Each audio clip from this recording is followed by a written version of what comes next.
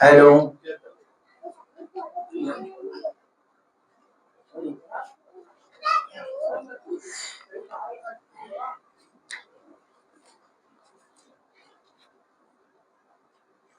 شروع.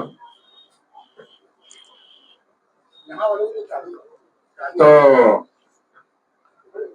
آدم علیہ السلام کو اللہ تعالیٰ نے پیدا کیا، اور پیدا کرنے کے بعد اللہ تعالیٰ نے بہت لمبا تذکرہ کیا ہے. اس میں سے کیا ہے کہ وَعَلَّمَ آدَمَ الْأَسْمَاءَ كُلَّهَا. اللہ تعالیٰ نے آدم کو ہر چیز کے نام یا مکمل نام سکھلا دیا، تعلیم دیا. تو اس آیت کے اس جملے سے یہ بات معلوم ہوتی ہے کہ تعلیم کی یعنی علم کی بنیاد سیدنا آدم علیہ السلام کی تربیت سے شروع ہوتی ہے، ذات سے شروع ہوتی ہے. اور اس بات کو اللہ تعالیٰ نے بڑی شان سے بیان کیا کہ آدم کو ان تمام چیزوں کے نام جو ضروری تھے یا ان تمام چیزوں کا علم جو ضروری تھا رہتی دنیا تک سب سکھلا دیا، اور حالات کے اعتبار سے اس کا ظہور، اس کا وجود ہوتا رہا، ہوتا رہے گا. پھر اللہ تعالیٰ نے فرشتوں کے سامنے پیش کیا اور فرشتوں سے کہا کہ آدم کو جو علم دیا گیا ہے اگر تم اپنے دعوے میں سچے ہو تو بتاؤ. تو فرشتوں نے یہ کہا تھا کہ قالوا سبحانک الہی، تو پاک ہے، تیری پاکی ہم بیان کرتے ہیں، ہر عیب سے پاک ہے، ہر نقص سے پاک ہے. لا علم لنا الا ما علمتنا، جتنا علم تو نے ہمیں دے رکھا ہے اس سے زیادہ ہم نہیں جانتے، اتنا ہی جانتے ہیں جتنا علم تو نے دے رکھا ہے. کیونکہ جو چیز ہمیں معلوم ہی نہیں ہم اس کے بارے میں کیا کہیں. آدم کو پیدا کرنے کا فلسفہ کیا ہے اور آدم کو جو علم دیا گیا ہے وہ کیا علم دیا گیا ہے، کیا سکھلایا گیا ہے، ہمیں نہیں معلوم. اس لیے ہم نہیں کہہ سکتے انک انت العلیم الحکیم. کیوں؟ دراصل بات یہ ہے کہ اے اللہ تو یقیناً علیم ہے، بہت بڑا علم تیرے پاس موجود ہے، اور اس علم کی گہرائی تک کوئی نہیں پہنچ سکتا. اس لیے کہا انت العلیم، تو ہی علیم ہے، علم والا ہے. ہم کو اتنا ہی علم رہے گا جتنا ہم کو سکھلایا گیا ہے، اور حکمتیں بھی تیرے پاس میں. دو باتیں یہاں پر میں ہمارے سامنے علم کے تعلق سے آئیں. پہلی بات یہ ہے کہ اللہ تعالیٰ کسی کو کوئی علم دیتا ہے، جیسے آدم علیہ السلام کو علم دیا، یہ اس کی آدم کی فضیلت اللہ نے بیان کیا. آدم کتنی معظم بشان شخصیت ہے کہ اللہ تعالیٰ نے آدم کو خصوصی علم دیا، لیکن اتنے بڑے علم کے باوجود سیدنا آدم علیہ السلام کے اندر انتہائی خاکساری تھی. اتنا علم اللہ کہتا کلّا، ہر چیز کا علم اللہ تعالیٰ نے دیا. ادھر دوسری طرف کہتا ہے اسی آیت کے دوسری آیت میں اس کے بعد کہ فرشتوں کو بھی علم دیا گیا تھا، لیکن فرشتوں نے اپنی کم علمی کا اظہار کرتے ہوئے اپنی زبان کو روکا، اور جو چیز نہیں معلوم تھی اس کو بولنے یا بتانے کی کوشش نہیں کیا، بلکہ عذر کر دیا کہ ہمیں جتنا علم ہے بس اتنا ہی ہمارے پاس ہے، اس سے زیادہ علم ہمارے پاس نہیں ہے. تو معلوم یہ ہوا کہ آدمی کو جتنا نالج ہے جس چیز کے بارے میں اتنا ہی زبان کھولنا چاہیے، یہ ادب ہے۔ فرشتوں نے جب عذر پیش کیا تو ہم تو انسان ہیں، خطا کار ہیں، اور اللہ تعالیٰ نے فرشتوں کو جو تعلیم دی تھی، جو علم دیا تھا، اس علم کی انتہا ان کے پاس تھی کہ بس اتنا ہی علم ہے۔ تو فرشتے جیسی مخلوق جب اپنی لا علمی کا اظہار کر سکتے ہیں اور اتنا ہی بول سکتے ہیں جتنا کہ ان کو نالج ہے، تو ہمیں بھی، ہمارے لیے بھی یہ چیز ضروری ہے کہ جتنا علم جس کے پاس ہے اور اس علم کی گہرائی جس کے پاس میں ہے وہ اتنا ہی بولے۔ اگر اس سے زیادہ بولے گا یہ علم کی توہین ہو جائے گی، اس میں تکبر پیدا ہو جائے گا، اور کوئی چیز کو نہ جانتے ہوئے بھی اپنے نالج میں اس چیز کو لا کر اپنی بڑائی کو ظاہر کرنا ہوگا۔ علماء کی شان یہ ہوتی ہے کہ علماء اتنا ہونے کے باوجود بھی اپنے بہت چھوٹے سے علم کا دعویٰ کرتے ہیں، بہت چھوٹا سا علم، بڑا علم، اور اسی لیے کوئی بھی مولوی اپنے نام کے آگے مولانا نہیں لکھے گا، کیوں؟ یہ ادب کے خلاف ہے، نہیں لکھے گا۔ کوئی بھی حافظ اپنے نام کے آگے حافظ نہیں لکھے گا، کیوں؟ یہ ادب کا تقاضا ہے، توہین ہوتی ہے اس کی۔ تو ہمیں اتنا ہی اپنی زبان کا استعمال یا دماغ کا کرنا چاہیے جتنا اللہ تعالیٰ نے ہمارے اندر علم رکھا ہے۔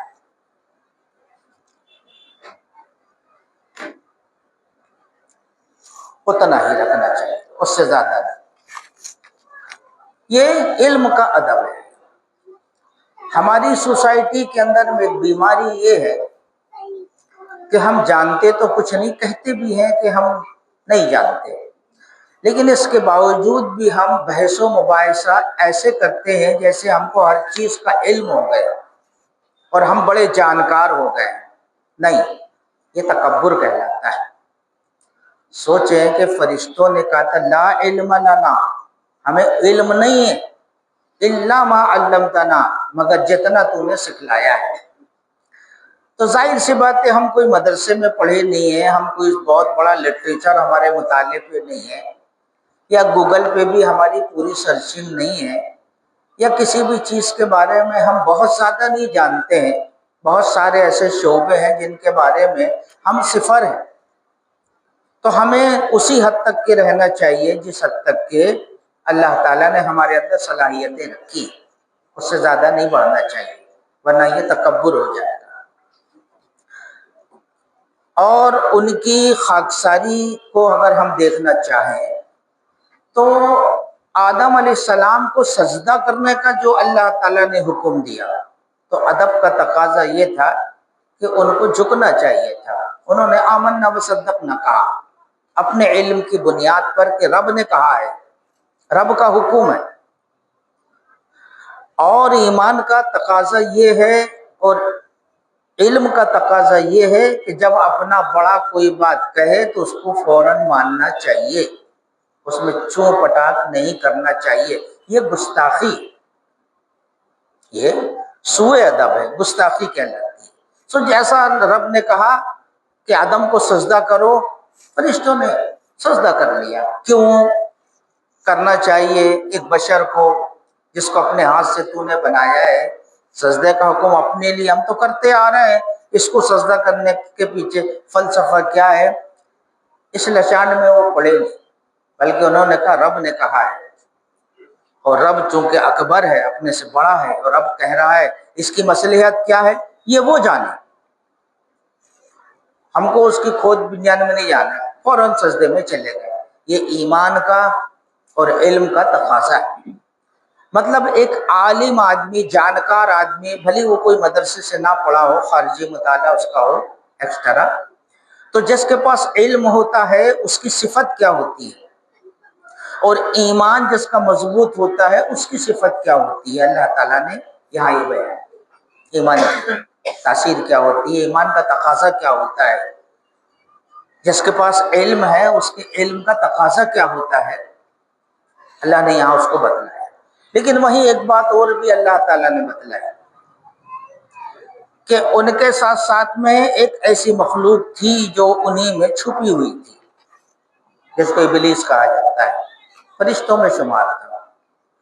تو ظاہر سی بات ہے کہ جب میجورٹی کے جتنے افراد ہیں انہوں نے اس بات کو قبول کر لیا، میجورٹی کے، تو میجورٹی کے اندر ایک آدمی ایسا نہیں ہونا چاہیے جو اس سے بغاوت کر لے، الگ ہو جائے اور کہ نہیں میں نہیں مانتا اس بات کو۔ یہ میجورٹی کے بھی خلاف ہے یہ بات۔ ہمارے یہاں سوسائٹی میں کہیں کہیں ایسا ہوتا ہے، نہیں ہونا چاہیے، میجورٹی کے بھی خلاف ہے، لیکن وہاں ہوا ایسا۔ فرشتوں کی جو نوری مخلوق کی نسل تھی، انہوں نے سب نے تسلیم کر لیا کہ رب کا حکم ہے، سو سجدے میں چلے گئے۔ لیکن انہی میں چھپی ہوئی ایک ایسی ذات تھی جو انتہا سے زیادہ شاطر تھی، اس نے کہہ دیا نہیں میں سجدہ نہیں کرتا، مجھے نہیں کرنا۔ اور نہ کرنے کا فلسفہ اس نے یہ بتلایا کہ میں اس سے بہتر ہوں، وہ مجھ سے کمتر ہے، میں اس سے اونچے گریڈ کا ہوں، یہ 3rd گریڈ کا ہے، اس کو سجدہ کرنا یہ میری توہین اور بے عزتی ہے۔ یعنی رب کی بات، ایسی بات ماننا جو اس کے مزاج کے خلاف ہو، جس میں اس کو ایسا لگتا ہو کہ یہ میری توہین ہو رہی ہے، میری بے عزتی ہو رہی ہے، یہ شیطانی نسخہ ہے، ہمیں نہیں اپنانا چاہیے۔ ہماری توہین نہیں ہوتی بلکہ ہماری عزت ہوتی ہے کہ دیکھو فلانا آدمی اتنا بڑا عالم ہونے کے باوجود بھی جب اس کے سامنے کوئی بات آئی تو اس نے یہ نہیں کہا نہیں، اس نے کہا ہاں بھائی ٹھیک ہے، یہ علم کا تقاضا ہے، خاکساری ہے، نہیں مانا اس نے، نہیں مانا تو پھر اس کے ساتھ سلوک کیا کیا اللہ تعالیٰ نے؟ اس کے ساتھ سلوک کیا کہ باقی جو نوری مخلوق تھی ان کی جو عزت اور وقار تھا وہ تو باقی رہا، ایمان اور علم کا جو تقاضا تھا وہ تو باقی رہا۔ لیکن یہ جو شیطان لعین ہے جس نے کہہ دیا میں نہیں مانتا رب کی بات، کس کی بات؟ رب کی بات، اپنے خالق کی بات، اپنے مربی کی بات، اپنے پالن ہار کی بات، اپنے معبود کی بات اس نے کہہ دیا میں نہیں مانتا۔ تو یہاں سے ایک نقطہ یہ معلوم ہوا کہ اگر کسی کے پاس رب کا حکم آئے اور وہ نہ مانے تو اس کو کیا کہا جاتا ہے؟ شیطان، تکبر کرنے والا، گھمنڈی، انا کا شکار، اس نے رب کی بات کو نہیں مانا۔ جیسے مان لیجیے ہمارے سامنے اگر کسی نے قرآن مجید کی کوئی آیت پیش کیا کہ بھائی دیکھیے اللہ تعالیٰ نے اس کے اندر یہ بات کہی ہے اور یہ آپ کے اندر کمی ہے، تو اللہ کہتا ہے ایسا کرو، آپ کہنے میں نہیں کرتا، یہی شیطان نے کیا تھا، میں نہیں مانتا۔ پھر نہ ماننے کی اس نے دلیل جو دیا، ہم اگر وہ دلیل دینے لگ جائیں یہاں وہاں سے لا کر کے، بھائی میں نے اس سے پوچھا تھا، اس سے پوچھا تھا، اس سے پوچھا تھا، یا مجھے یہ چیز معلوم ہے، یا مجھے یہ چیز بتائی گئی ہے، یہ شیطانی ہتھ کنڈا ہے، یہ ابلیسی فارمولہ ہے۔ ابلیس نے یہی کہا تھا میں نہیں کرتا، اس لیے نہیں، میں نہیں مانتا۔ نہیں کرتے کا مطلب میں رب کی بات کو نہیں مانتا، یعنی اس نے رب سے بھی اپنے آپ کو اونچا سمجھا۔ تو ظاہر سی بات ہے کہ جو رب کی بات نہیں مانتا تو چھوٹے کی بات نہیں مانی جاتی، بڑا نہیں مانتا تو رب چھوٹا ہوا، ابلیس بڑا ہوا۔ اس نے یہ باور کرانے کی کوشش کیا اور پھر اس میں دلیل اس نے دیا، اپنے باطل نظریے کی، اپنے انکار کی، اپنے کفر کی دلیل دیا۔ یہاں سے ایک بات اور معلوم ہوتی ہے کہ کفر بھی دلیل رکھتا ہے، کفر بھی دلیل رکھتا ہے، بے دلیل نہیں ہوتا ہے۔ ہاں یہ بات ایک الگ ہے کہ جو غلط ہوتا ہے اس کی دلیل بھی غلط ہوتی ہے، اور جو صحیح ہوتا ہے اس کی دلیل بھی صحیح ہوتی ہے۔ صحیح آدمی کبھی غلط دلیل کے سہارے نہیں چل سکتا، اور غلط آدمی کبھی صحیح کو نہیں اپنا سکتا۔ یہ نقطے ہیں اس واقعے کے اندر جو ہمیں ملتے ہیں۔ دلیل کیا رکھا؟ دلیل ایسی دینا چاہیے تھا سجدہ نہ کرنے کی کوئی وجہ نہیں، اس نے اپنی ذات کو کمپیئر کیا آدم سے کہ اللہ تو نے مجھ کو ایسی چیز سے پیدا کیا ہے اور اس کو ایسی چیز سے پیدا کیا ہے، دونوں میں برابری نہیں ہو سکتی۔ حالانکہ اللہ نے فرشتوں کو نور سے پیدا کیا، شیطان کو آگ سے پیدا کیا، انسان کو مٹی سے پیدا کیا، تین مخلوق ہے وہاں، ایک نوری، ایک ناری، ایک خاکی۔ خاکی عقلی اعتبار سے دیکھا جائے تو نوری مخلوق سے کم تر ہے، کیونکہ نہ وہ کھاتے نہ پیتے نہ سوتے، بلکہ ہمہ وقت ہو اللہ ہو ان کا وظیفہ، اور نافرمانی تو انہوں نے کبھی محسوس ہی نہیں کیا ان کی زندگی میں۔ قرآن کہتا ہے لا یعصون اللہ ما امرہم، جو حکم ملا انہوں نے کبھی نافرمانی نہیں کیا، نہ ان کی فطرت میں نافرمانی ہے۔ ظاہری اعتبار سے عقل کہتی ہے کہ مٹی سے بنا ہوا پتلا بہرحال کمتر ہونا چاہیے نوری مخلوق سے، لیکن اللہ تعالیٰ نے نوری مخلوق سے کہا خاکی کو سجدہ کرو۔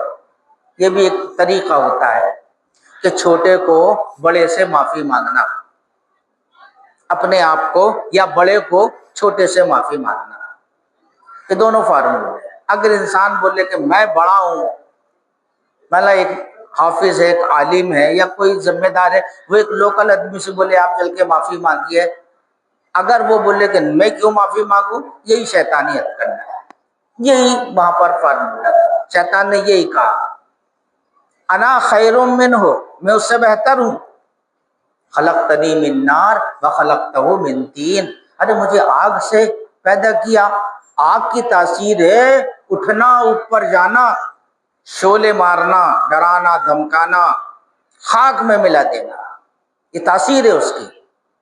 مٹی کی تاثیر کیا ہے؟ مٹی کی تاثیر ہے دبنا، جھکنا، اپنے آپ کو ذلیل سمجھنا، جتنا اچھالو گے اتنی تیزی سے نیچے آئے گی، اچھال اس کی دھیمی ہوگی، لیکن اچھل کے جب زمین پہ آئے گی تو اسپیڈ بڑھ جاتی ہے، اس کے اندر وہ خطرناک ہی نہیں ہوتی۔ عقلی طور پر دلیل دے دیا اس نے۔ تو یہ واقعہ بتلاتا ہے، اتنی باتوں کے ساتھ ساتھ یہ بات بھی بتلاتا ہے کہ انسان کے اندر اگر تکبر پیدا ہو جائے، گھمنڈ پیدا ہو جائے، تو اللہ تعالیٰ اس کے دماغ سے خیر اور شر، اچھے اور برے کی تمیز کو مٹا دیتا ہے۔ اب اس کو ہر اچھی چیز بری اور ہر بری چیز اچھی لگنے لگتی ہے، کیونکہ اس کا دماغ ہی ویسا بنا دیا گیا ہے۔ لیکن جو عقل مند ہوتا ہے، صاحب علم ہوتا ہے، ایمان اس کا مضبوط ہوتا ہے، اس کے اندر سوچنے سمجھنے کی صلاحیت اور زیادہ بڑھ جاتی ہے۔ اب وہ جو چیز بھی دیکھے گا علم کی آنکھ سے دیکھے گا، علم کی روشنی میں دیکھے گا، ایمانی قوت کے ساتھ ساتھ میں، اور وہ اپنے دماغ کا استعمال، اس کو زیادہ ٹائم نہیں لگتا ہے بلکہ سیکنڈ بھی بہت ہوتا ہے، آن کی آن میں وہ فیصلہ کر لیتا ہے، اور جو فیصلہ کرتا ہے وہ پرفیکٹ فیصلہ کرتا ہے، صحیح فیصلہ کرتا ہے۔ یہ بات بھی یہاں سے معلوم ہوتی ہے۔ یہ پہلا واقعہ ہے کہ اللہ تعالیٰ نے علم کی بنیاد ڈالی، اور علم کو آدم کو دیا، اور آدم سے آنے والی نسلوں تک اس کو منتقل کرتا رہا، ٹرانسفر کرتا رہا۔ بھائی اور عزیز دوستو، اللہ تعالیٰ نے ہم کو پیدا کیا، دنیا میں جتنی مخلوق ہے سب کو پیدا کیا، وہ سب کا خالق ہے، سب کو روزی دینے کا ذمہ اس نے لیا، حفاظت کرنے کا ذمہ اس نے لیا۔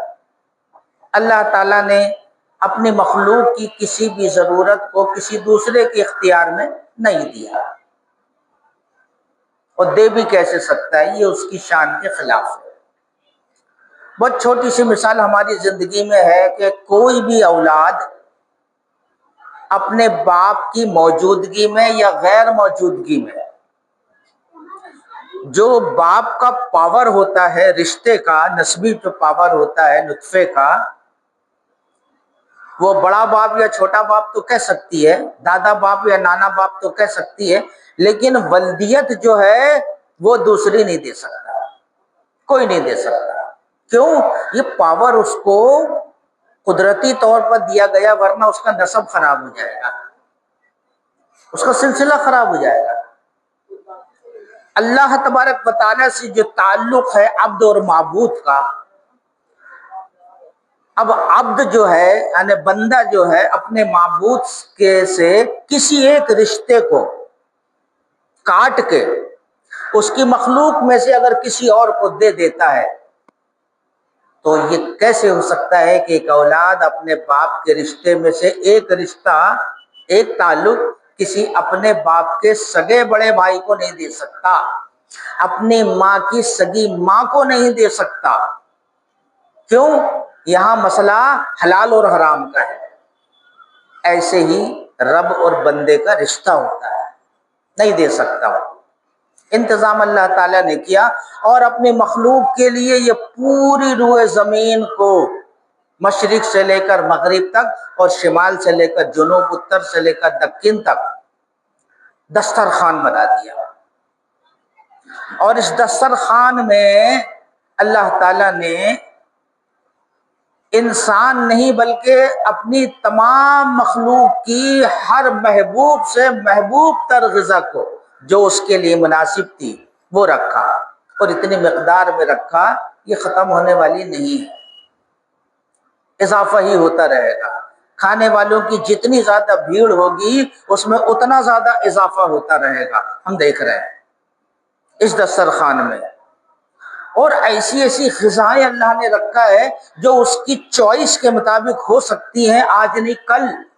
جن چیزوں کے بارے میں آج نہیں کل اس کا دل چاہ سکتا ہے ان کو بھی اللہ تعالیٰ نے رکھا ہے کہ میرا بندہ آج اس کو معلوم نہیں ہے یا خیال نہیں آیا، کل اس چیز کی فرمائش کر سکتا ہے، تو پہلے سے اس کا انتظام کر کے رکھا ہے اس دسترخوان میں۔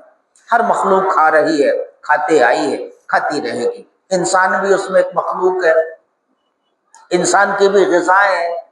تو ہمیں معلوم ہے کہ اس دسترخوان میں جو روئے زمین پر اللہ تعالیٰ نے بچھائے بنایا ہے، اس کو دسترخوان جو بنایا ہے زمین کو، اور اس میں نانا پرکار کی غذائیں جو رکھا ہے ہر اعتبار سے، تو اس میں ایک ڈش ایسا بھی ہے جو انسان کی اصلی ضرورت ہے، ایک ڈش ایسا بھی ہے ہم یا تو اس کو نہیں جانتے یا اس پہ روچی نہیں ہے، یا ہے لیکن ہم اس سے بھاگتے ہیں، جان چراتے ہیں، حالانکہ اس کے بغیر گزارا بھی نہیں ہے۔ ہمیں معلوم ہے وہ اس دسترخوان میں جب بہت سارے ڈش ہیں، ایک ڈش ایسا بھی ہے جو سب سے زیادہ قیمتی ہے، وہ کیا ہے؟ وہ علم ہے، اسی دسترخوان کو۔ اور جیسے عام غذائیں اس کی ذاتی ضرورت ہے کہ بغیر اس کے وہ نہیں رہ سکتا، ایسے ہی یہ ڈش جو علم کی ہے بغیر اس کے وہ نہیں رہ سکتا، اس کو ضروری ہے۔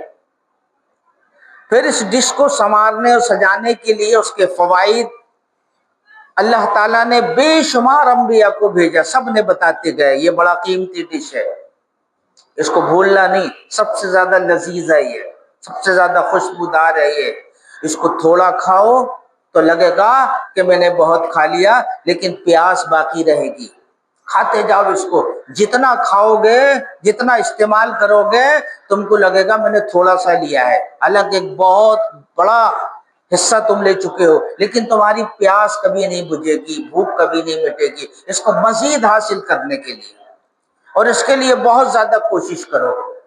یہی اصل ہے، یہی معیار ہے خیر اور شر کا دنیا کے اندر، یہیں سے رب اور بندے کا رشتہ مضبوط ہوتا ہے، معلومات ہوتی ہے۔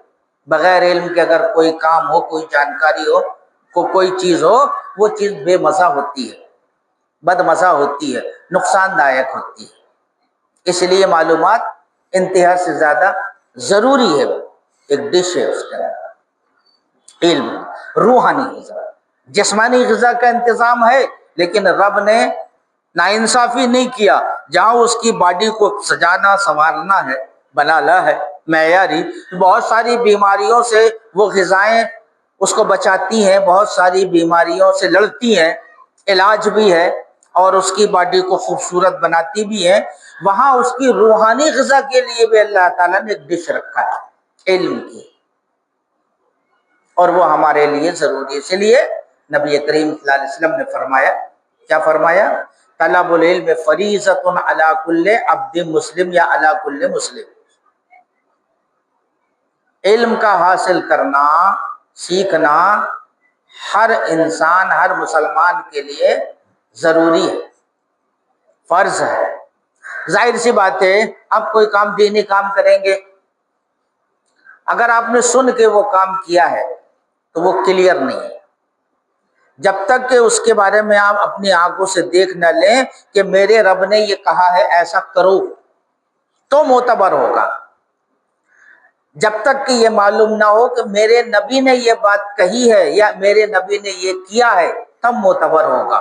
اور اگر سن کر کے کیا ہے اور وہ اپنے اس کی کوئی دلیل آپ کے پاس میں ہے ہی نہیں، علم نہیں ہے اس کے بارے میں، تو وہ مقبول نہیں ہوتا ہے، اللہ کے نزدیک اس کی کوئی حقیقت نہیں ہوتی ہے۔ اس لیے دنیا کے اندر ایسے بہت سارے اعمال اور عقائد آئے کہ جن کے بارے میں قرآن کہتا ہے ما نزل اللہ بہا من سلطان، یہ جو لوگوں نے اپنایا ہے اس کی کوئی دلیل نہیں ہے، علم ہی نہیں ہے ان کے بارے میں، کہا ہی نہیں ہم نے، بتایا ہی نہیں ہم نے، لوگوں نے اپنے طور پر میں لے لیا ہے۔ یہ ایک معیار ہے، ہمیں اس کے بارے میں جانکاری ہوگی تو اللہ کے یہاں مقبول بھی ہوگا، خوبصورت ہوگا، اور ہمارے جسم کے اندر جب تک کہ دنیا میں ہے ایک نور اس کے ذریعے سے پیدا ہوگا۔ یہ علم ہے جس کی شروعات اللہ تعالیٰ نے ہم سب کے باپ آدم سے کی ہے۔ علم آدم الاسماء کلہا، اللہ تعالیٰ نے آدم کو علم سے نوازا، یہ شروعات ہے پہلے نبی سے۔ قرآن مجید سورہ علق کی پہلی آیت سے 5 آیتوں تک ایک دوسرے واقعے کو بیان کرتا ہے۔ آدم کو نبوت یہیں سے دی گئی، آدم کو نبوت یہیں سے دی گئی، اور آدم کو ایک لمبی عمر گزارنے کے بعد غالباً تاریخی باتیں دی گئی ہیں۔ نبی محترم صلی اللہ علیہ وسلم کو جب نمبر آیا آخری نبی کا، یہ تو اوپننگ تھی انسان کی، نبوت کی، دعوت کی، علم کی، شرافت کی، ایمان کی، جو بھی کہے اوپننگ تھی، بنیاد تھی۔ لیکن جب اس کا اختتام، اینڈنگ آئی، تو اینڈنگ میں اللہ تعالیٰ نے سلسلے کی آخری کڑی جناب محمد رسول اللہ صلی اللہ علیہ وسلم کو چنا۔ تو پہلے آپ کے اندر میں تنہائی کا ملکہ پیدا کیا، یہ بھی علم سے تعلق رکھتا ہے۔ سماج سے کٹے کٹے، سماج کی بہت ساری باتیں آپ کو اچھی نہیں لگتی تھی، عبادت سے بڑا شغف تھا، قدرتی طور پر اللہ تعالیٰ نے آپ کے اندر دل و دماغ میں یہ بات بٹھانا شروع کیا، آپ سماج سے کٹنے لگے اڑتے ہوئے، اور آپ نے تنہائی اختیار، عبادت کر رہے ہیں، 1 دن 2 دن 3 دن 4 دن، ہفتہ بھر 15 دن، جو بھی جیسے حالات آئے، کوئی مطلب نہیں دنیا سے، کیونکہ اس وقت جو دنیا تھی انتہائی غلیظ اور گندی تھی، سماج معاشرہ انتہائی غلیظ تھا، آپ کٹنے لگے۔ اسی دوران میں جب نبوت آسمان سے آئی، رسالت آسمان سے آئی، تو مسجد حرام کے صحن پہ نہیں آئی، آئی مکہ پہ، لیکن خانہ کعبہ کے صحن پہ نہیں آئی، حتیم پہ نہیں آئی، مقام ابراہیم پہ نہیں آئی، خانہ کعبہ کے اندر نہیں آئی، خانہ کعبہ کے چھت پہ نہیں آئی، خانہ کعبہ کے اطراف میں نہیں آئی۔ کہاں آئی نبوت؟ ایک اندھیری غار میں آئی، غار حرا، ایک پہاڑی کے ایک غار میں، گفا میں آئی، اکیلے ہیں آپ، اچانک آسمان سے نبوت آتی ہے، اچانک رسالت آتی ہے، پیغمبری آتی ہے جبرائیل کے ذریعے سے۔ آدم کو بنا جبریل کے سکھلایا، لیکن نبی کریم صلی اللہ علیہ وسلم کا نمبر آیا آدم کے بعد اور انبیاء کے ساتھ آخری کڑی آئی، تو جبریل نے خصوصی طور پر معلم بنا کے بھیجا، میرا نبی امی ہے، اس کو رسول بنانا ہے، اس کو رسول بنانا ہے، پڑھے لکھے کو نہیں، امی کو، اور سماج کا سب سے غریب طبقے سے تعلق رکھنے والا ہے، اسی کو نبی بنانا ہے۔ جاؤ ہیرا میں بیٹھا ہے وہ، اس کو نبوت دو، تو نبوت کوئی چیز نہیں تھی کہ لایا اور دے دیا، بلکہ نبوت کا دوسرا نام علم تھا، علم تھا۔ علم نبوت کی شکل میں آیا، رسالت کی شکل میں آیا، پیغمبری کی شکل میں آیا، اور ایک ایسا تاج بن کر کے آیا جس تاج کے لیے دنیا ترستی رہی، کسی کو نہیں پہنایا اللہ تعالیٰ نے، آمنہ کے لال کو ہی منتخب کیا، عبداللہ کے دلار کو، حلیمہ کی گودوں میں کلکاری مارنے والے اس یتیم بچے کی جو پرورش ہوئی اس کو منتخب کیا، جو پہاڑوں جنگلوں میں جا کر کے بکریاں چراتا تھا۔ بکری کے چرانے والے کو اللہ تعالیٰ نے جب نوازنا چاہا تو اللہ تعالیٰ نے کیا کہا، اقرا۔ جبریل سے کہا جاؤ میرا فلانا بندہ بیٹھا ہوا ہے، اس کو ایک دوسرا روپ دینا ہے۔ آنے جاتے برابر کیا کہنا، یہ تعلیم اللہ تعالیٰ نے اس سے کہنا اقرا، پڑھو۔ اللہ کو معلوم تھا نا پڑھا ہوا نہیں ہے، لیکن کہا پڑھو۔ جب اللہ کے نبی صلی اللہ علیہ وسلم سے جبرائیل نے کہا اقرا یا محمد، پڑھو اے محمد، آپ نے کہا ما انا بقاری، میں پڑھا ہوا نہیں ہے۔ جب یہ بات کہی تو یہ بات ادب کے خلاف تھی استاد کے سامنے، لیکن حقیقت حال کو واضح کرنا بھی تھا کہ میں پڑھا ہوا نہیں ہوں۔ آدم علیہ السلام کے سامنے مقابلے میں فرشتوں نے کیا کہا تھا، لا علم لنا، ہمیں کوئی علم نہیں ہے مگر اتنا ہی جتنا آپ نے دیا ہے، یہ فرشتوں نے کہا تھا۔ نبی کریم صلی اللہ علیہ وسلم ایک بڑا نرالا جواب دے رہا ہے، وہ کیا کہہ رہا ہے، ما انا بقاری، میں پڑھا ہوا نہیں۔ جب میں پڑھا ہوا نہیں ہوں تو مجھے علم ہی نہیں ہے، کیا پڑھانا چاہتے ہو، کیا سننا چاہتے ہو، مجھے معلوم ہی نہیں ہے۔ جیسے مکتب کے اندر بچوں کو اے بچے دعا سنا، مجھے نہیں معلوم، مجھے یاد نہیں ہے، سبق سنا مجھے یاد نہیں ہے، یا پہلی بار آیا تو بولتا اب مجھے پتہ ہی نہیں۔ نبی پاک صلی اللہ علیہ وسلم کہتے ما انا بقاری، میں پڑھا ہوا نہیں۔ تو چونکہ جبرائیل کو اللہ تعالیٰ نے یہ کہہ کے بھیجا تھا کہ پڑھانا ہی ہے اسے، جو حروف نہیں پہچانتا، اکشر نہیں پہچانتا، اور جس کو قلم پکڑنا، مورخین لکھتے ہیں کہ قلم پکڑنے کی صلاحیت جس کے اندر میں نہیں، حالانکہ مورخین یہ بھی صحیح روایت کے بجائے ہوتے کہ آپ کو تھوڑا بہت لکھنا آتا تھا، ایسا نہیں کہ آپ بالکل ہی تھے، آتا تھا لکھنا۔ صلح حدیبیہ کے موقع پر جو روایت آتی ہے اس میں ہے کہ آپ نے اپنے ہاتھ سے لکھا جب علی نے انکار کر دیا تھا، آتا تھا آپ کو۔ لیکن دراصل کتابت جس کو کہتے ہیں یا علم جس کو کہتے ہیں وہ 1%، 2% کا نام نہیں ہے، یہاں کم سے کم 50%، 75%، 19% اس کو بولتے ہیں علم، یا اس کو بولتے ہیں پڑھائی لکھائی۔ آپ نے کہہ دیا ما انا بقاری، میں پڑھا ہوا نہیں۔ تو جبرائیل نے آپ کو اپنے سینے سے لگا کر کے دبایا، اس کے بعد ان کا اقرا یا محمد، پڑھو۔ استاد شاگرد سے کہہ رہا ہے، اللہ نے اس کو بھیجا ہے، اقرا یا محمد، پڑھو۔ آپ نے کہا ما انا بقاری، میں پڑھا ہوا نہیں، کیا پڑھوں؟ اور جو بات ریئل تھی آپ نے بتلا دیا، میں پڑھا ہوا نہیں ہوں۔ یہاں سے ایک بات معلوم ہوتی ہے کہ جس آدمی کو کوئی علم نہ ہو وہ عالم بننے کی کوشش نہ کرے، یہ بیماری ہماری سوسائٹی میں ہے۔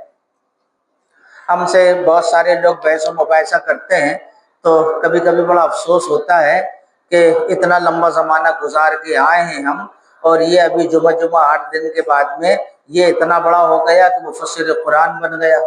ایسے کئی حالات آئے ہمارے سامنے، افسوس ہوتا ہے، یہ سب جہالت کی وجہ سے ہوتا ہے۔ آپ نے کہا ما انا بقاری، تو آدمی کو جو چیز معلوم نہیں اس کو کہنے میں ہچکچانا نہیں چاہیے، شرمانا نہیں چاہیے، کہہ دیا ہاں میں پڑھا ہوا نہیں ہوں۔ جبرائیل نے دوسری بار، تیسری بار دبایا، ہر بار آپ نے یہ جواب دیا ما انا بقاری، میں پڑھا ہوا نہیں، میں نہیں جانتا علم کیا ہوتا ہے، مجھے واسطے ہی نہیں پڑھا، کبھی گیا ہی نہیں، کبھی ایسا، کبھی اس قسم کی کوئی فضا ہی نہیں مل پائی، لائن ہی نہیں مل پائی، کیونکہ ماں باپ تو پیدا ہونے سے پہلے گزر گئے، اور بچپنے میں ماں کا سایہ اٹھ گیا، دادا چلے گئے، چچا تھے، غریبی کا عالم تھا، پلے بڑے دوسرے کے یہاں پر میں، جو رواج تھا اس کے مطابق، کون پڑھاتا، کہاں پڑھاتا، کوئی مدرسہ تو تھا نہیں، اسکول کالج۔ اللہ تعالیٰ نے ہیرا کو کالج یونیورسٹی بنایا، اور جبرائیل کو بھیجا کہ سب سے بڑے معلم کو یہیں پڑھایا جائے۔ تیسری بار جب زور سے دبایا تو اتنی زور سے دبایا کہ آپ کو بہت تکلیف ہوئی۔ دبانے سے کیا ہے، دبانے سے یہ دل کی جو قدورت تھی یہ ختم ہو گئی، دماغ کی اوور ہالنگ ہو گئی، باڈی کے اندر جو نوست تھی وہ ختم ہو گئی، اور اب تیسری مرتبہ کے لیے یہ محسوس کیا گیا کہ کہ ہاں اب یہ چوک و چوبند ہو چکا ہے، اب اس لائق ہو چکا ہے کہ اس کے سامنے کوئی بات رکھی جائے تو اس کو فوراً قبول کر لے گا۔ مصلحت اللہ بہتر جانتا ہے، جو ہم سمجھتے ہیں وہ یہ ہے، حقیقت اللہ کو معلوم ہے کیا ہے، دبانے کے پیچھے فارمولہ کیا ہے۔ لیکن استاد شاگردی کے ناطے سے اس لائن سے جڑے ہوئے ایسا محسوس ہوتا ہے۔ تیسری مرتبہ کے بعد جب دبایا تو جبریل نے کہا اقرأ بسم ربک الذی خلق، اقرأ یا محمد نہیں کہا، اقرأ بسم ربک الذی خلق، آپ اس رب کے نام سے پڑھیے جس نے آپ کو پیدا کیا۔ دیکھیے اوپر کیا تھا، ایک الگ انداز تھا علم دینے کا، علم سے دوستی کرنے کا، علم سکھلانے کا، لیکن یہاں پر اللہ تعالیٰ نے ایک نرالا انداز اپنایا ہے۔ پڑھیے کس کے نام سے؟ اللہ کے، پیٹ کے نہیں، عزت کے نہیں، سوسائٹی کے لیے نہیں، دنیا کے لیے نہیں، کاروبار بزنس کے لیے نہیں، شیطان کے لیے نہیں، خواہشات کے لیے نہیں، دنیا سنوارنے کے لیے نہیں، آخرت کے لیے، رب کے لیے، کیونکہ رب ہی کے لیے، رب ہی نے پیدا کیا ہے۔ یہ علم بھی رب دے رہا ہے، یہ علم بھی آسمان سے آیا ہے، زمین سے اگا نہیں ہے یہ علم۔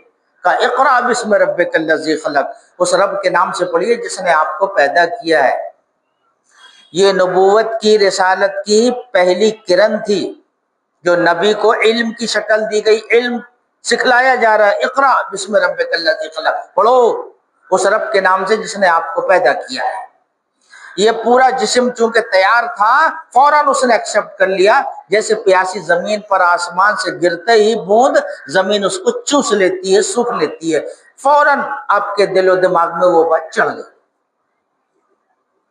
اس کے بعد میں کہا خلق الانسان من علق، اس رب کے نام سے جس نے جمے ہوئے خون سے انسان کو پیدا کیا۔ یہ فارمولہ ایک الگ ہے۔ تیسرا کیا ہے؟ اقرأ وربک الاکرم، دوسری بار کیا کہا؟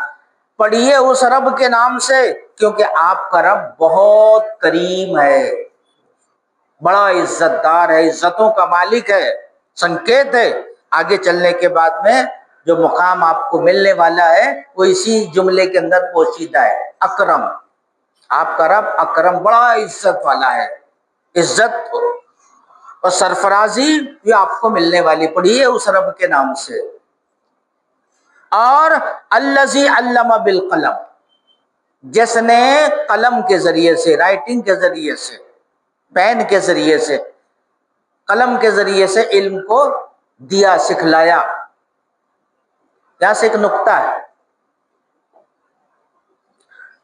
وہی جو آئی اس کی ابتدا جو ہوئی ہے وہ زبانی آئی۔ اس وقت جو حافظے تھے بہت مضبوط تھے، ذہنوں نے قبول کرنا شروع کیا، کتابت مکہ میں تھی نہیں، سب امی لوگ تھے۔ پہلی آیت کے اندر بتلایا گیا حافظے کے ساتھ ساتھ قلم کا بھی استعمال ضروری ہے۔ اب یہ جو بہت ساری باتیں احادیث کے تعلق سے ہیں اس طرف ہم جانا نہیں چاہتے، لیکن یہ آیت اس کا رد کرتی ہے کہ علم الذی علم بالقلم، آدمی کو اس نے اپنے بہت ساری مخلوق میں سے ایک مخلوق کو یا دو مخلوق کو اس نے قلم کے ذریعے سے علم دیا، علم کی دولت سے قلم کے ذریعے سے مالا مال کیا، چونکہ یہ بھی شریعت و دین کے لیے انتہائی ضروری تھا، اور یہی اصل بھی ہے، کیونکہ آسمان سے جتنی کتابیں آئی ہیں وہ قلم کے ذریعے سے ہی آئیں، لکھی ہوئی آئی ہیں۔ صرف قرآن ایک ایسی ہے، ایک کتاب ہے جو لکھی ہوئی نہیں آئی، بلکہ الہامی القائی طور پر وحی کے ذریعے آئی، اور اس کو یاد کرنا پڑتا تھا، پہلے کی لکھی ہوئی آتی تھی بالقلم۔ علم الانسان ما لم یعلم، اور انسان کو ایسے ایسے علوم دیے، سکھلائے، وہ جانتا ہی نہیں تھا، لا علم تھا، اس کو جانکاری دی، اس کو علم سے نوازا۔ یہ پانچوں آیتیں پڑھی، یہ نبی کریم صلی اللہ علیہ وسلم کی آخری نبی کی آخری وحی کی ابتدا ہے۔ آدم سے شروعات ہوئی، اب یہاں کے ختم ہو گئی، اور اس کے بعد اس کو ختم ہونا ہی تھا، اب کسی نئے علم کی ضرورت نہیں ہے، جتنے علوم قیامت تک آنے تھے وہ سب یہاں محفوظ ہیں، بند ہیں۔ تو بھائی اور عزیز دوستو، علم سے محبت ضروری ہے، علم ہماری ضرورت ہے۔ علم کے بارے میں کہاوت ہے کہ علم انسان کا مومن کی گم شدہ چیز ہے اور اس کی محبوب چیز ہے.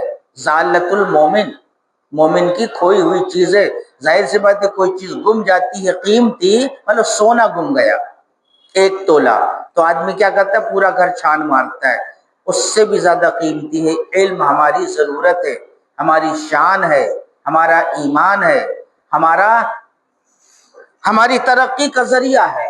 جب تک کہ علم ہمارے پاس میں رہا، اس علم کے ذریعے سے ہم نے دنیا پر حکومت کیا، ریسرچ کیا، دنیا کو نئی تحقیقات دیا، سائنس اور ٹیکنالوجی سے روشناس کرایا، فلسفے سے روشناس کرایا، میڈیکل سائنس سے روشناس کرایا. کس نے؟ اسی وحی کے متوالوں کے ذریعے سے کہ انہوں نے علم کے مطابق بہت گہری چھان بین کیا. اور اس وقت تک کوئی چیز قبول نہیں کیا جب تک کہ علم ان کی دلیل نہیں بن گیا. ہمارے زمانے کے اندر میں جو بگاڑ ہے وہ یہی ہے کہ علم سے ہم کو عداوت ہے، جہالت سے بڑی محبت ہے. لیکن قرآن مجید اس کو کتنی صفائی سے بیان کیا ہے. وَعَارِضْ عَنِ الْجَاهِلِينَ، اپنے نبی سے کہا وَعَارِضْ عَنِ الْجَاهِلِينَ، جاہل کا لفظ استعمال کیا. جاہل گالی ہے، اور جاہل بہت گھٹیا جملہ ہے، کیونکہ جہالت کے معنی ہی اندھیرے کے ہوتے ہیں. تو ایمان آپ نے لے کر آیا تو نور آپ کے ساتھ میں ہے، کلمہ ایک نور ہے، نورانی کلمے کو آپ نے پڑھا تو آپ اندھیرے میں کہاں ہیں؟ یخرجہم من الظلمات الی النور، نبی کی صفت بیان کر فرمائی کہ میرا نبی جو دعوت دیتا ہے اس دعوت کے اندر اندھیرے سے روشنی کی طرف نکلنا ہوتا ہے، نکالتا ہے وہ. اس کے بعد بھی ہم بولے نہیں میں اندھیرے میں ہوں، روشنی میں نہیں ہوں. تو لفظ جہالت سے مسلمان کو ہاتھ اٹھا لینا چاہیے. قرآن کہتا ہے وَعَارِضْ عَنِ الْجَاهِلِينَ، جاہلوں سے دور رہو، دوستی نہیں کرو. اور صحیح بات ہے، ایک عالم جب جاہلوں سے دوستی کرتا ہے تو اس کا وقار ختم ہو جاتا ہے، اس کی پکڑ ختم ہو جاتی ہے. وہ بھی حرکتیں جاہلوں جیسی شروع کر دیتا ہے، اور پھر اس کے اندر جو الہڑ پن آتا ہے وہ انتہائی مشقت خیز ہوتا ہے، بے تکا ہوتا ہے. اس لیے اس کو بہت ہوشیار رہنا چاہیے. وَعَارِضْ عَنِ الْجَاهِلِينَ، جاہلوں سے دور رہو، الگ رہو. اور ایک مقام پر نوح علیہ السلام نے جب اپنے بیٹے کے لیے بخشش کی دعا مانگی تو اللہ تعالیٰ نے کیا کہا تھا؟ انی اعیذک ان تکون من الجاہلین. یہ قرآن کے الفاظ ہیں، ہمارے نہیں. اے نوح میں تجھے نصیحت کرتا ہوں دیکھ کہ آئندہ ان تکون من الجاہلین، اس قسم کی بے تکی باتیں کر کے اپنا شمار گنواروں میں نہ کر لینا. مطلب یہ جو بات کا انداز ہے یہ گنواروں کا ہے، ان پڑھوں کا ہے. عقل مند آدمی، پڑھا لکھا آدمی، سمجھدار اس قسم کے جملے استعمال نہیں کرتا. یہ اس کی ایسی سوچ نہیں ہوتی، مطلب یہ بہت گھٹیا سوچ ہے. تو جانتا ہے تیرے بیٹے نے کلمہ نہیں پڑھا، تیری دعوت کو قبول نہیں کیا، پھر تو بیٹا کہتا ہے. اللہ کہتا ہے ہاں تیرا بیٹا ہو سکتا ہے، تیرا اہل نہیں ہو سکتا، کیونکہ نوح علیہ السلام نے اہلی کہا تھا. اللہ تعالیٰ کہتا ہے بیٹا ہو سکتا ہے، تیرا اہل نہیں ہو سکتا. اور انی اعیذک ان تکون من الجاہلین، میں تجھے نصیحت کرتا ہوں ایسی اٹھ پٹانگ باتیں کرنے سے تو اپنا شمار جاہلوں میں نہ کر لینا. اللہ مطلب یہ ہے کہ یہ جو بات ہے، یہ جو انداز ہے، یہ جو سوچ ہے، یہ اچھے شریف انسانوں کی نہیں ہے، یہ گنواروں کی ہے، ان پڑھوں کی ہے، جاہلوں کی ہے. دیکھو کتنی خوبصورتی سے اللہ تعالیٰ نے اپنے ایمان والے بندوں کے تعلق سے ایسے جملے استعمال کر کے بتایا کہ یہ جو ہے نا یہ ایسی سوسائٹی کے ڈائیلاگ ہیں جن سوسائٹی نے کبھی علم کی روشنی نہیں دیکھا، نور نہیں دیکھا. اس سے بچو. ابراہیم علیہ السلام کے تعلق سے اللہ تعالیٰ نے ایک مقام پر کہا کہ جب ابراہیم علیہ السلام نے دعوت دیا تو ابراہیم علیہ السلام کو لوگوں نے اپنے نظریے اور عقیدے کی طرف بلانا چاہا جو آبائی تھا، بابا دادا سے آ رہا تھا. ابراہیم علیہ السلام نے کہا تھا کہ اے جاہلو مجھے اپنے منہج کی طرف بلا کر میں غیر اللہ کی عبادت کرانا چاہتے ہو کہ میں غیر اللہ کی عبادت کروں؟ اے جاہلو. اس لیے ایسے جملے سے بچنا. کیوں؟ جاہل کا نام جہالت کہتے ہی اندھیرے کو ہے. روشنی کو نہیں کہتے. اور جہاں ٹمٹماتا ہوا دیا بھی ہو اس گھر کو اندھیرے والا نہیں کہتے, کم روشنی والا کہتے ہیں. زیادہ روشنی کے لیے بڑا لائٹ جلاؤ, لیکن وہ اندھیرا نہیں ہوتا. تو اس لیے علم سے محبت ہمیں کرنا چاہیے. اور کوئی بھی بات زندگی کی ہو, دیکھو جب ہم بزنس کرتے ہیں تو اس کی چھان بین کرتے ہیں اچھی طرح سے, پہلے یار دوستوں سے پوچھ پاچھ لیتے ہیں, یار میں یہ کام کرنا چاہتا ہوں, فلانی لڑکی سے میں شادی کرنا چاہتا ہوں, فلانی جگہ میں جانا چاہتا ہوں, وغیرہ وغیرہ. بہت سارے ایسے کام ہیں کہ اپنے دوستوں سے شیئر کرتا ہے, جانکاری لیتا ہے, معلومات لیتا ہے. اگر ذرا سا بھی فالٹ ہوا, ایک آدمی نے اگر بول دیا ارے ٹھیک نہیں ہے وہ, تو پھر تم کتنے ہی بولو گے, نہیں ٹھیک ارادہ نہیں ہے, اب دیکھیں گے سوچیں گے. ایسے ہی ہوتا ہے نا ہماری سوسائٹی کے اندر. بچنے کے لیے تو دین کا معاملہ دنیا سے کہیں اہم ہوتا ہے, کیونکہ دین کا معاملہ عبادت سے تعلق رکھتا ہے. اللہ کا ایمان والا بندہ جو بولتا ہے وہ عبادت ہے, جو دیکھتا ہے وہ عبادت ہے, اٹھاتا پکڑتا ہے وہ عبادت ہے, چلتا ہے وہ عبادت ہے, سوچتا ہے وہ عبادت ہے, سمجھتا ہے وہ عبادت ہے, سوتا ہے وہ عبادت ہے, جاگتا ہے وہ عبادت ہے. کسی سے کوئی بات کہہ رہا ہے وہ عبادت ہے, اس کی پوری زندگی عبادت ہے. پوری زندگی اللہ کی اطاعت اور فرما برداری کو تلاش کرنا, یہی ایمان ہے کہ میرے رب نے یہ بات کہی ہے یا نہیں کہی ہے. کیونکہ میں نے جو کلمہ پڑھا ہے لا الہ الا اللہ, اللہ کے علاوہ کوئی عبادت کے لائق نہیں, یعنی اللہ کے علاوہ کسی اور کی بات مان نہیں, دلیل نہیں. تو مجھے سب سے پہلے دیکھنا یہ چاہیے کہ یہ بات میرے رب نے کہی ہے یا نہیں کہی. قیامت کے دن مجھے بلانے کے بعد میں کہے گا میرے بندے تو نے فلانا کام کیا تھا, ہاں تو کس نے کہا تھا, دلیل کیا ہے, کس نے بولا, کس نے بتایا؟ میں نے تو نہیں کہا, میں نے تو حکم نہیں دیا. پھر کیا ہوں گا بھری محفل میں. اللہ علم کے ذریعے سے اپنے بندوں کی صفائی کرنا چاہتا ہے اور حالی کرنا چاہتے ہیں. اس لیے بہت چھوٹے چھوٹے نقطے شریعت کے اندر بڑی اہمیت کے حامل ہوتے ہیں. راستے سے تکلیف دہ چیز کو ہٹا دینا ہے نا, مثال ایک کتے کو پانی پلائی تو جنت, ایک بلی کو مار ڈالی تو جہنم. یہ بہت چھوٹے چھوٹے نقطے ہیں. یہ پڑوسی جس کا بیمار ہو, بھوکا ہو, اس کی پکڑ قیامت کے دن, سے بہت سارے چھوٹے چھوٹے فارمولے. یہ اس لیے بتلایا گیا کہ ایمان والا بندہ ایمانی جذبے سے باہر نہ نکل پائے, اسی کے اندر رہے اور علم کی روشنی میں وہ چلے.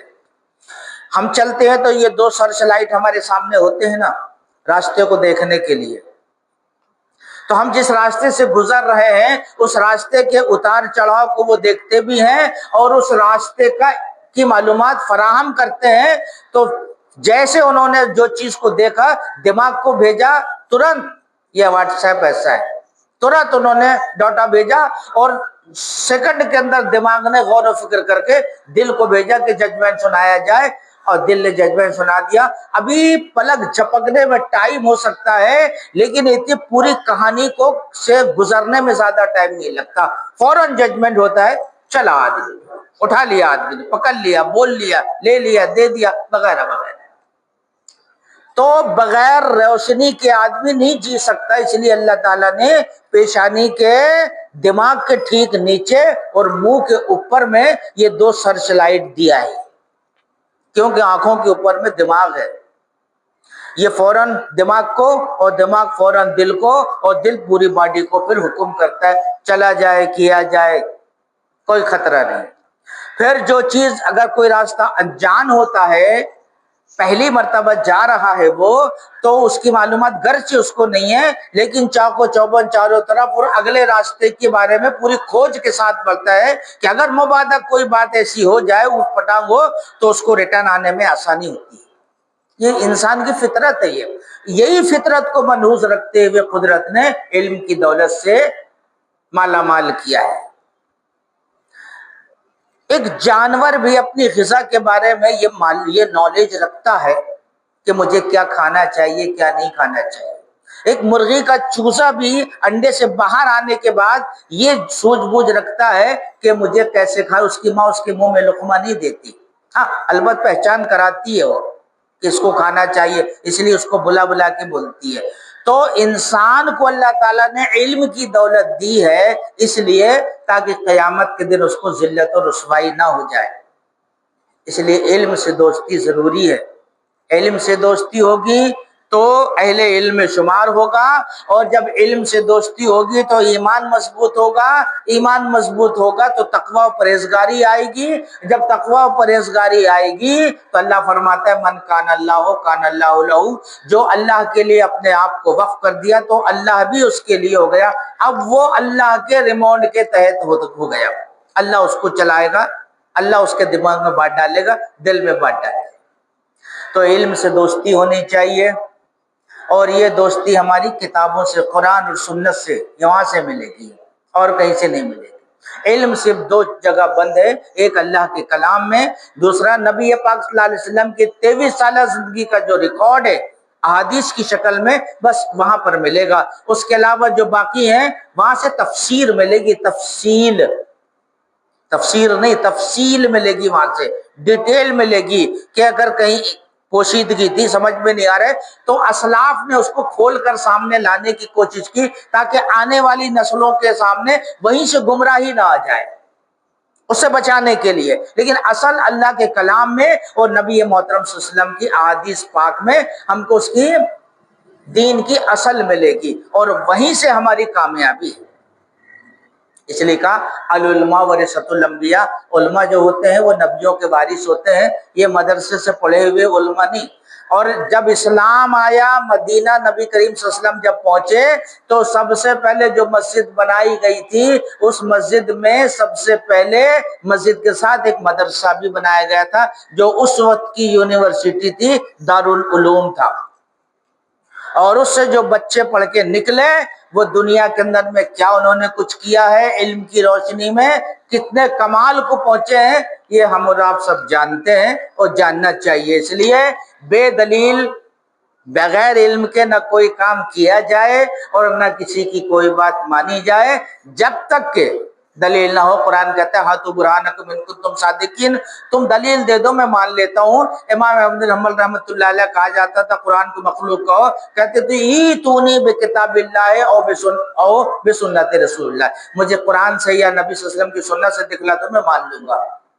یہ تعلیم ہمارے اسلاف نے ہم کو دے رکھی ہے، کسی نے کچھ بھی بتایا ہم مان لیں گے، دین ایسا نہیں ہے، علم ایسا نہیں ہے، بلکہ اس کی تحقیق ہونا چاہیے، اس کی گہرائی تک پہنچنا چاہیے، وہ زیادہ مفید ہوتا ہے۔ بات لمبی ہو گئی، معافی چاہوں گا آپ حضرات سے، بات علم کی تھی تو جتنی ہو سکی اللہ ہم سب کو اس کے مطابق چلنے کی، سیکھنے کی، اور جتنا علم اللہ تو نے دیا ہے رب زدنی علما کے تحت اللہ علم میں اور اضافہ فرما، اس علم کی روشنی سے ہمیں چلنے کی توفیق مرحمت فرما، خیر و شر کی تمیز کرنے کا ملکہ ہمارے اندر پیدا فرما۔ الہ العالمین اس علم کی روشنی کے ذریعے سے سماج اور معاشرے کے اندر میں جو فسادات یا بگاڑ ہیں، بے راہ رویاں ہیں، اللہ اس علم کی برکت سے ہمیں توفیق دے کہ ہم ان کو صحیح راستے پر، صحیح ڈگر پر لے کر کے آئیں، اور وہ سمجھنے کی کوشش کریں کہ دراصل صحیح کیا ہے اور غلط کیا ہے۔ ربنا تقبل منا انک انت السمیع العلیم تب علینا انک انت التواب الرحیم برحمتک یا ارحم الراحمین۔ السلام علیکم ورحمۃ اللہ وبرکاتہ۔